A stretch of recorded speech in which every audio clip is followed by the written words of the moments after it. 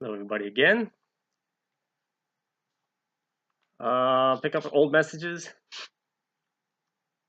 Let's see. This is a Christmas morning one from 2013.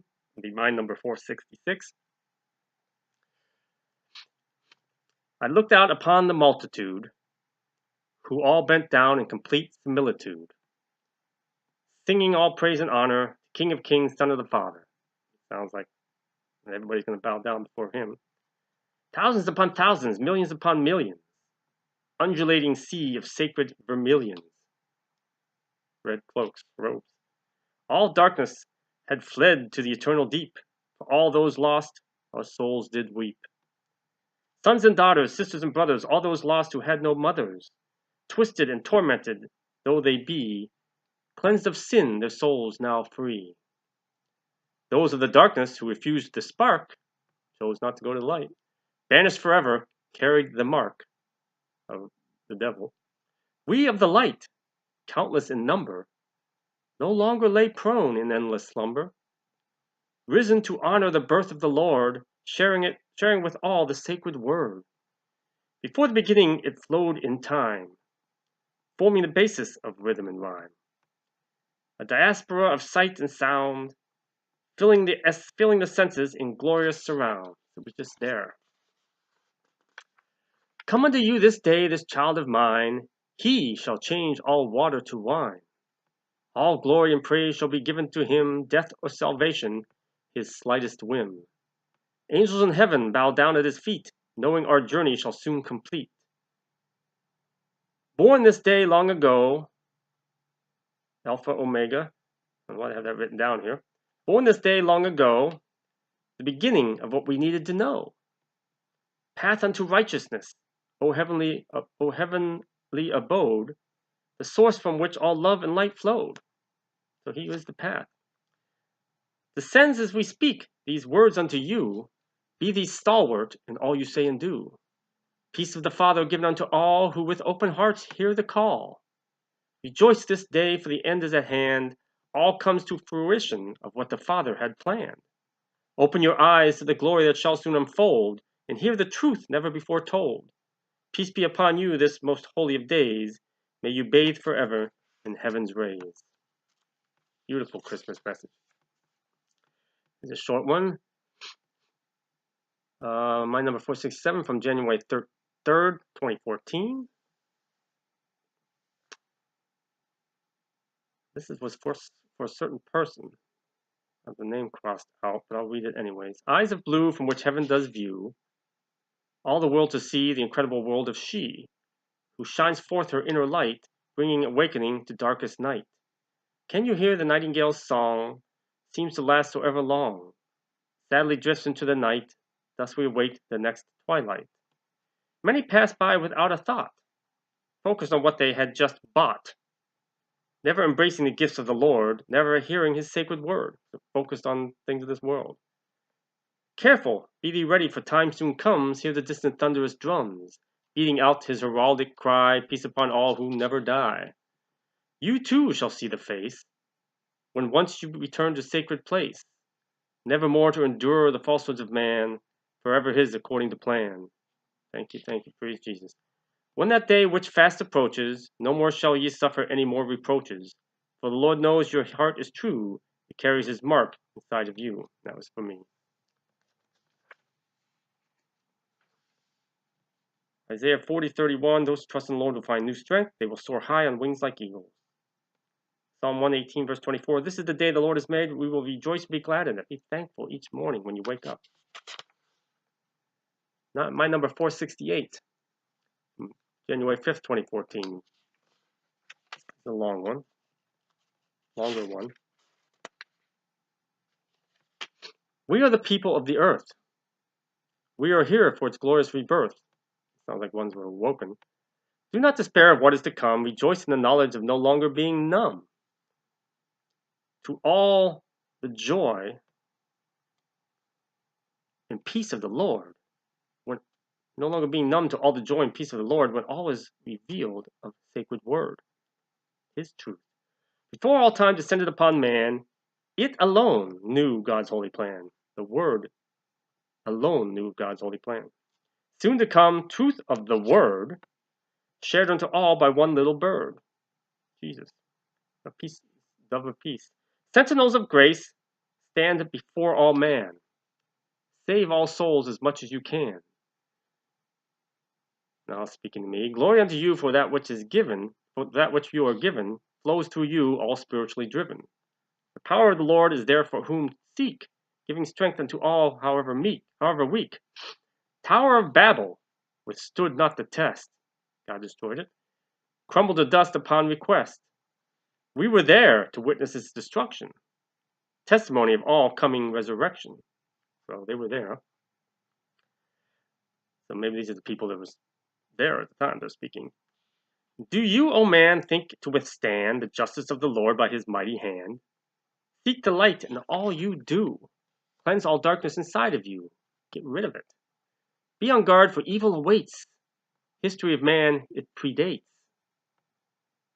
Usurper, destroyer, father of lies, withstand you must, for soul never dies.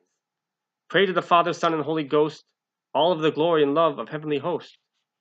Unto you are given the keys of heaven, Son of the Father, defender of the seven, who upholds the truths of all that has been, and by whose hand darkness shall not win.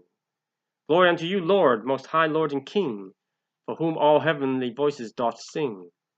Heraldic melodies upon heaven's gates, singing all praise, telling all that awaits. Scribe, speaking to me, you are given seeds to sow. Cast them upon the ground as you go. Seeds of joy, seeds of death, their hearts respond, yea or nay to the breath of the word that flows from the messages they hear, spoken to you in spiritual ear. So it's not up to me, it's them. Pray for those who hear not, for time runs its course, for he approaches now upon his white horse. Glory to the Father for gift of the Son. He alone is the only one. To drive all darkness to eternal flame upon hearing the sound of his holy name. Beatitudes tell of all you need know. Read them, to guide you unto the heavenly flow. Tell all you see to those who will hear. The time of the calling is now here.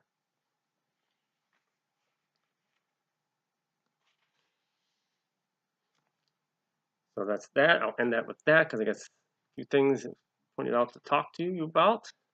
I know I've talked about before, but we elaborate about. Let me first do Sarah Young's message from Jesus for this day. I'll do for Valentine's Day because I did yesterday's, but today's on my last posting. Valentine's Day, because you'll read it on Valentine's Day or after. Give yourself fully to the adventure of today, every day. Walk boldly along the path of life, relying on your ever-present companion, Jesus. You have every reason to be confident because my presence accompanies you all the days of your life and onward into eternity. Do not give in to fear or worry, those robbers of abundant living. Trust me enough to face problems as they come rather than trying to anticipate them. Again, who by worrying about tomorrow can gain another hour to the life? Fix your eyes on me, the author and perfecter of your faith, and many difficulties on the road ahead will vanish before you reach them. Whenever you start to feel afraid, remember that I am holding you by your right hand. Nothing can separate you from my presence. Hebrews 12, verse 2, let us fix our eyes on Jesus, the author and perfecter of our faith, who for the joy set before him endured the cross, scorning its shame, and sat down at the right hand of the throne of God. Isaiah 41, verse 13, for I am the Lord your God, who takes hold of your right hand and says to you, do not fear, I will help you. Jesus. All right, it's up to me to point out some things, maybe a few different ways of sharing something to help you understand maybe. Temple. We are the temple. We are the true church of God. We are our body is his temple, is a temple. It's a temple to him. And we are the caretakers of the temple. Jesus is the priest of our temple in the order of Melchizedek, the perfect priest. As he said to those Pharisees, I will destroy this temple and rebuild it in 3 days. He wasn't talking about the physical building. He's talking about the way the church of God, the way things are, that were, in the new church of God, the new temple to God, which is ourselves. So he destroyed the temple, he did away with the old, and rebuilt it in 3 days. What happened in 3 days? He was resurrected. In the body of Christ, the Spirit. Therefore, he resurrected, saying that he took away the old building, physical building, and made the new temple in 3 days, which is in us. As he said, the kingdom of heaven is inside you all. Before he passed, he rebuilt the temple in 3 days. Us, it's in you. You are the temple of God. And as such, you are the caretaker of God, which means you should take care of your temple. Don't abuse it. Don't mistreat it. Don't fall to gluttony. Don't fall to sloth. Don't fall to abusing it, misusing it, mistreating it. Your cigarettes and your drugs and your booze and overeating and all sorts of different stuff. You are the caretaker of that temple. It gets back into tithing. 9/10 of the best of your tenth of what is of you, your burdens and all this, and your responsibilities. 9/10 of your time. We remember talked about the time in the day. 1/10 of the day is 2.4 hours. So 9/10 of that should go into taking care of the temple, your temple, nourishing it properly, exercising it, taking care of it in every way, shape, and form. Strengthen it in every way, shape, and form. And the best of your 10th of your day, of the 10th of the 10th of the day, should go to him, the high priest, Jesus. So destroyed that temple, raised it again in 3 days. You take care of it. Another thing is this different way analogy for thinking of God. You think God is the ultimate, pure, infinite, omnipotent, prescient supercomputer. And this computer is connected to everything else, all of us, or individual little computers, whether in spirit form or physical form. So those who are pure from spirit, from heaven, who have been purified, those from heaven, always been in heaven, they're unaffected. They're computers connected to the supercomputer God. They were never infected by a virus or applications and anything that slows it down and interferes with functioning of God through them. And those who were here and made it to the light were purified. It's like you have an antivirus or something, software that cleans up the computer system. So then they become pure flowing conduits of the supercomputer, which is God.